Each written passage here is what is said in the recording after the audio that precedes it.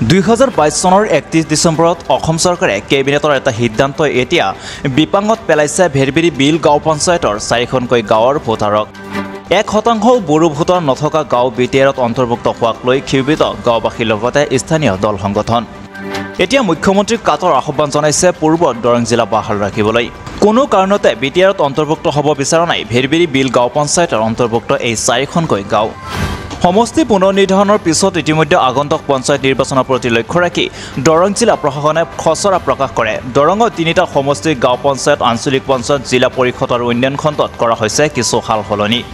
খচৰা মতে সমষ্টি পুনৰ্নিৰ্ধাৰণৰ পিছতেই বৰ্তমান দৰং জিলাৰ উন্নয়ন খণ্ডৰ সংখ্যা 5টা গাঁও পঞ্চায়তৰ সংখ্যা 75খন আঞ্চলিক পঞ্চায়তৰ সংখ্যা 5খন আৰু দৰং জিলা পৰিষদৰ সংখ্যা 12খন কিন্তু লক্ষণীয়ভাৱে দৰং জিলাৰ ভেৰবেৰী বিল গাঁও পঞ্চায়তৰ অন্তৰ্ভুক্ত 4খন গাঁও ক্ৰমে ভেৰবেৰী বিল চিনিবাৰী বেগাৰকাহ বৰখাট খচৰাত অন্তৰ্ভুক্ত নহল যাক লৈ এতিয়া ক্ষোভিত হৈ পৰিছে এই 4খন গাঁৱৰ সচেতন মহলে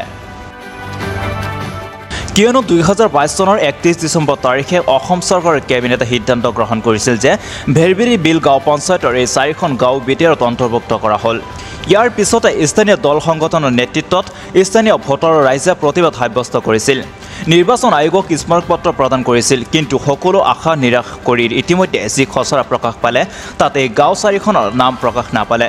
যাৰ পৰিপ্ৰেক্ষিতত এতিয়া স্পষ্ট হৈ পৰিছে যে এই গাঁও 4খন এতিয়া বিটিআৰত সম্পূৰ্ণৰূপে অন্তৰ্ভুক্ত হোৱা যাক লৈ এতিয়া সচেতন মহলৰ মাজত ক্ষোভ আৰু প্ৰতিক্ৰিয়া প্ৰকাশ কৰা দেখিবলৈ পোৱা গৈছে অসমৰ মুখ্যমন্ত্ৰীলৈ স্থানীয় ভোটাৰৰ আহ্বান যে পূৰ্ব দৰং জিলা অন্তৰ্ভুক্ত হোৱাকৈ ৰাখিব লাগে এই ভেৰবেৰী বিল গাঁও পঞ্চায়তৰ অন্তৰ্ভুক্ত 4খনকৈ গাঁও ইফালে খচৰা মৰ্মে জিলাখনৰ 3টা সমষ্টি হোৱা এই সালসলনিৰ ক্ষেত্ৰত ৰাইজ তথা দল সংগঠনসমূহে নিজৰ অসন্তুষ্টি বা মতামত প্ৰকাশ কৰিব পাৰিব বুলি দৰং জিলা প্ৰশাসনৰ ফালৰ পৰা ঘোষণা কৰিছে 18 ছেপ্টেম্বৰৰ পৰা 20 ছেপ্টেম্বৰলৈ জিলা আয়ুক্ত কাৰ্যালয়ত ব্যক্তিগত আৰু ৰাজহুৱা দল সংগঠনৰ আবেদন গ্ৰহণ কৰিব 19 ছেপ্টেম্বৰত সকলো স্বীকৃতিপ্ৰাপ্ত ৰাজনৈতিক দলৰ সৈতে আলোচনা কৰিব 22 ছেপ্টেম্বৰত শুনানিৰ দিন ধাৰ্য কৰিব 23 আৰু 24 ছেপ্টেম্বৰত বিধানসভা সমষ্টিৰ ভিত্তিত শুনানি গ্ৰহণ কৰিব 26 ছেপ্টেম্বৰত সংশোধনীৰ ব্যৱস্থা গ্ৰহণ কৰি আৰু 27 ছেপ্টেম্বৰত গাঁও পঞ্চায়তৰ অধীনত সমষ্টি পুনৰ্নিৰ্ধাৰণৰ চূড়ান্ত তালিকা প্ৰকাশ কৰিব বুলি মন্তব্য কৰে জিলা আয়ুক্ত মুনিন নাথ আঙতে চাওক মই কথাটো এনেকৈ কৈছোঁ 2022 চনৰ 31 ডিচেম্বৰ তাৰিখে যিটো কেবিনেটৰ ডিচিজন মতে মানে ভেৰবেৰী পঞ্চায়তৰ 4খনকৈ গাঁও ক্ৰমে ভেৰবেৰী বিল চেনিবাৰী বৰঝাৰ আৰু বেগাৰকাছ এই 4খন গাঁও তেওঁলোকে কি কৰিলে ওদালগুৰি ডিষ্ট্ৰিক্টত চামিল কৰিলে আমি বিভিন্ন প্ৰতিবাদ কৰিলোঁ বিভিন্ন সময়ত বিভিন্ন পৰ্যায়ত দিল্লীৰ পৰা যিটো কলাক্ষেত্ৰত ইলেকশ্যন কমিশ্যন অফ ইণ্ডিয়া আহিল তাতে আমি গ'লোঁ মেমৰেণ্ডাম দিলোঁ ওদালগুৰি ডিচি দৰঙৰ ডিচি গাৰ্জিয়ান মিনিষ্টাৰ যিমান এমএলএ আছিল দলগাঁৱৰ এমএলএ কলাইগাঁৱৰ এমএলএ আমি ঘূৰি ঘূৰি ভাগৰি গৈছোঁ তেওঁলোকে সকলোৱে আমাক আশ্বাস দিছিল যে পঞ্চায়তখন কোনো কাৰণতে বিটিআৰত নাযায় সেই আশ্বাস লৈ আজি যোৱাকালি 17 ছেপ্টেম্বৰ পঞ্চায়ত ডিলিমিটেশ্যন হোৱালৈকে আমি আশাৰে বাট চাই থাকিলোঁ কিন্তু দুৰ্ভাগ্যবশতঃ যোৱাকালি আমাৰ পঞ্চায়তখন কোনো এখন হেৰিতে নাই না ওদালগুৰিত দলগাঁৱত আছে না মঙলদৈত আছে কোনো এলএচিতে আমি নাপালোঁ আল্টিমেটলি বিটিআৰতে থাকিল কিন্তু গোটেই কেইজনে মিলি সকলোৱে আমাক আশ্বাস দিছিল যে পঞ্চায়তখন আমি জেনেৰেলত ৰাখিম কিন্তু নাৰাখিলে এতিয়া আমি উপায় নোহোৱা হৈছোঁ আজি আমি মিটিং কৰিলোঁ গোটেই পঞ্চায়তবাসীৰ আজি বহিছিলোঁ আপোনালোকে চাইছে মিডিয়াৰ মানুহে চাইছে আমি আজি আপোনালোকৰ মিডিয়াৰ জৰিয়তে যদি এই চেনেল কোনোবা মুখ্যমন্ত্ৰী মহোদয়ক দেখাব পাৰে বা তেখেতে নিজে চাই আছে আমি কাটৰ অনুৰোধ জনাইছোঁ পঞ্চায়তবাসীৰ হৈ কৰজোৰা অনুৰোধ জনাইছোঁ তেখেতে কোৱা কথা দি অনুৰোধ জনাইছোঁ যে আমাক বিটিআৰৰ পৰা মুক্তি দিব লাগে আমাক জেনেৰেল ৰাখিব লাগে কাৰণ ইয়াতে আমি হিন্দু মুছলিম আমাৰ পঞ্চায়ত বেংগলী সম্প্ৰদায়ৰ মানুহ আছে চাওতাল সম্প্ৰদায়ৰ মানুহ আছে চৌহান সম্প্ৰদায়ৰ মানুহ আছে বিহাৰী সম্প্ৰদায়ৰ মানুহ আছে গতিকে আমি সকলোৱে মিলি শ বছৰ ধৰি যুগ যুগ ধৰি আমি ইয়াতে আছোঁ আমাৰ গোটেইখিনি কমিউনিকেশ্যন মঙলদৈৰ লগত গোটেই ভাল ওদালগুৰিৰ লগত কমিউনিকেশ্যন একদম ভাল নহয় আমাৰ ইয়াৰ পৰা ডিষ্টেঞ্চো বহুত দূৰ গতিকে আপোনালোকৰ চেনেলৰ জৰিয়তে মুখ্যমন্ত্ৰী মহোদয়ক কৰজোৰে গোটেই পঞ্চায়তবাসীৰ হৈ অনুৰোধ জনাইছোঁ তেখেতে আমাৰ ওপৰত দয়া কৰক আমাৰ ওপৰত মৰম কৰক আমাৰ এই গোটেই ধৰ্ম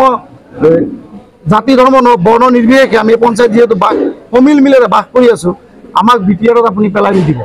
কাৰণ এই 4খন গাঁও বিটিচি একৰ্ডত নাই 2023 চনত 2003 চনৰ যিটো বিটিচি একৰ্ড আছিল য'ত নেকি 64খন গাঁও আছে সেই গাঁওখনত কিন্তু ভেৰবেৰী চেনিবাৰী বৰঘাট বেগাৰকাছ নাই কি কাৰণত বিটিচিত পেলালে নাজানো কি উদ্দেশ্য শক্তি আছিল গতিকে মুখ্যমন্ত্ৰী মহোদয়কে ডাইৰেক্ট আমি অনুৰোধ জনাব বাধ্য হৈছোঁ। তেখেতক আমি লগ কৰাৰ কাৰণে কেইবাবাৰো চেষ্টা চলাইছিলোঁ যদিও আমি ব্যৰ্থ হৈছোঁ। আজি মিডিয়াৰ জৰিয়তে যদি তেখেতে আমাক সাক্ষাতো দিয়ে, তেখেতৰ এপইণ্টমেণ্ট যদি আমি পাওঁ, তেতিয়াহ'লে আমি এই অঞ্চলত আমি কোনো দল সংগঠনৰ নহয়,